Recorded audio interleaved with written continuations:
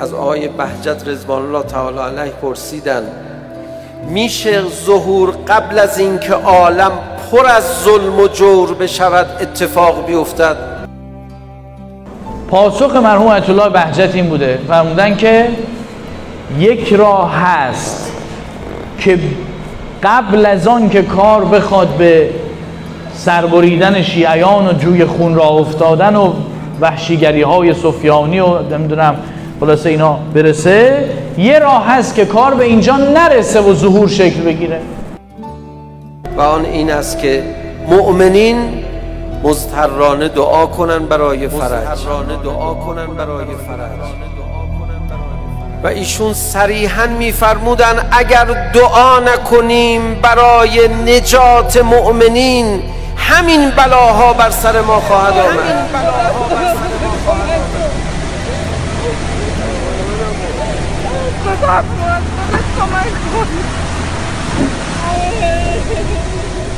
این قید مضطرانه رو من کار دارم الان باش، نگاه کنید. چه کسی مضطرانه دعا میکند؟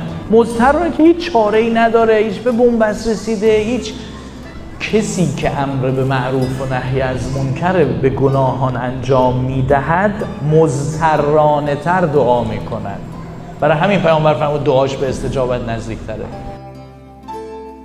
امن یجیب المضطر اذا دعا. خدا تو قرآن میفرماید مضطر شدی صدا بزنی من جواب ندم، مضطر شدی صدا بزنی من جواب ندم.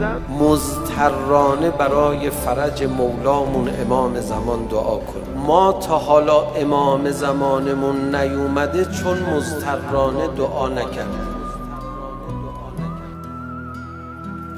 برای چی جوی خون راه میاندازن سفیانی و امثالهم؟ برای چی قراره که کس و کارمون رو جلو چشمون سر ببرن؟ برای چی قراره که فساد و اینها در زمین، ظلم و جور و اینها به قدری برسه؟ برای چی؟ برای اینکه مضطرانه دعا کن، مضطر بشوی تا ظهور شکل بگیرد. خب با زبون خوش مضطر شو دیگه، لازم نیست جلو چشمون عزیزانمون رو سر ببرن تا مضطر بشیم. چی کار کنیم که با زبون خوش همین الان مضطر بشیم؟ بفهم که تو در بلا هستی. کدام بلا؟ علنی شدن معصیت. گناه داره علنی میشه هر روز بیشتر از دیروز، این خودش بلاست. مضطر بشو. اگر با این بلای عادی شدن گناه مضطر شدی، اونجور دعا کردی، خدا امام زمان رو میرسونه. اگر با عادی شدن و علنی شدن معصیت این بلا رو درک نکردی که معصیت داره علنی میشه، این بلاست، اون وقت مضطرانه دعا نکردی، خب اون وقت اینقدر بلا سرت میارن تا مضطر بشی، مضطرانه دعا کنی و ظهور شکل بگیره. آقا یه سوال، چرا ما این همه معصیت علنی رو میبینیم مضطرانه نمیشیم؟ دردمون اونقدر نمیاد که دعامون مستجاب بشه؟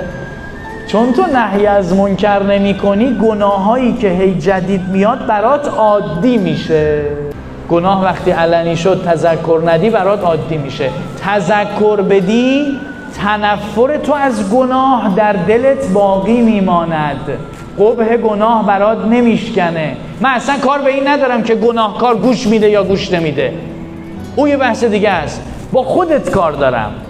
گناه برات عادی نمیشه، اون وقت گناه علنی میبینی آتیش میگیری، جیگرت میسوزه، کباب میشی، مضطر میشی، میگی خدایا متی نصر الله، خدایا کی میرسونی نصرتت رو؟ چرا اینطور شدی مضطر شدی؟ چون نهی از منکر میکنی، نمیذاره گناه برات عادی بشه. قبح گناه دائم به خودت یادآوری میشه.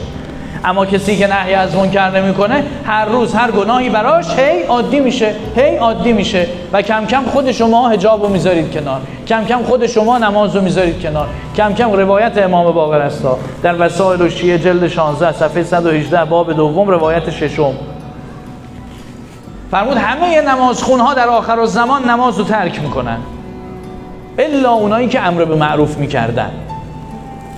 چرا؟ بچه رو نمازخون کردی فرستادی مدرسه، 2 ماه بعد بی نماز تحویل میگیری. دختر چادری فرستادی دانشگاه، 2 سال بعد بی حجاب تحویل میگیری. چرا؟ چون امر به معروف رو بهش یاد ندادی، اثرگذاری رو بهش یاد ندادی، اثرپذیر شده.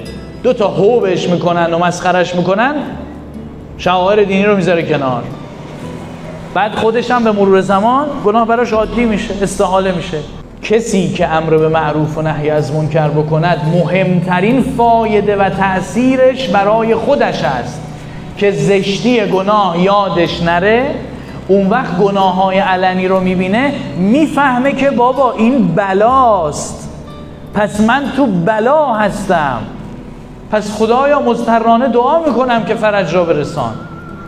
اما اگر کسی امر به معروف نهی از منکر نکرد، دعاش مضطرانه نیست، دعاش لغلغه زبونه دیگه. این همینجوری الهی مثلا قوم بنی اسرائیل وقتی نشستن 40 روز پشت سر هم دعا کردن، زجه زدن، 170 سال ظهور حضرت موسی جلو افتاد. امام صادق علیه السلام فرمود شما همین کار رو بکنید نتیجه میگیرید، ظهور جلو خواهد افتاد. شما همین کار رو بکنید نتیجه میگیرید. ظهور اگر جلو نیفتد چه خواهد شد؟ اینقدر بلا بر سر ما خواهد آمد تا در اثر بلا زجه بزنیم و ظهور رخ بدهد. از این ور شما اضطرار از سر معرفت پیدا بکنید و زجه بزنید در خانه خداوند متعال، میدونید چقدر قتلها و کشتارها کم خواهد شد و ظهور رخ خواهد داد. چجوری ما به اضطرار میرسیم؟ بلا سرمون بیاد به اضطرار برسیم؟ با زبون خوش مضطر بشیم که دردمون بیاد، از گناه دردت بیاد. اگه از گناه دردت نیامد، از دیدن گناه دردت نیامد، مجبورن بیشکونت بگیرن یک کاری کنن تا دردت بیاد. روشنه؟ اونایی که متوجه شدن یه صلوات بفرستن.